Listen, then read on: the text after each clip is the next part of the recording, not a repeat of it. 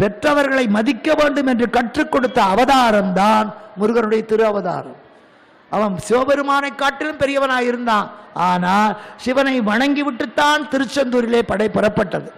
இன்றைக்கும் திருச்செந்தூர் முருகனுக்கு தீபாராதனை காட்டும் போது அவனுக்கு பின்னால் கொண்டு போய் காட்டுவார்கள். ஏன்னா பின்னால் ஒரு சிவலிங்கம். தாய் தந்தையை வணங்கிய பிறகுதான் இவனுக்கு அந்த பூஜை கோலத்தோடு மலர் பிடித்த கரத்தோடு காட்சி தருகிறான். எந்த ஊரிலும் இல்லாத ஒரு அற்புதம். அதனால்தான் திருச்செந்தூருக்கு அது பெருமை. செந்திரிலே வந்து நின்ற கந்தன் முகம் நினைத்தால் அந்தியிலே பகலிலே நம்மை வெளுத்துகின்ற பாவமெல்லாம் தீரும்.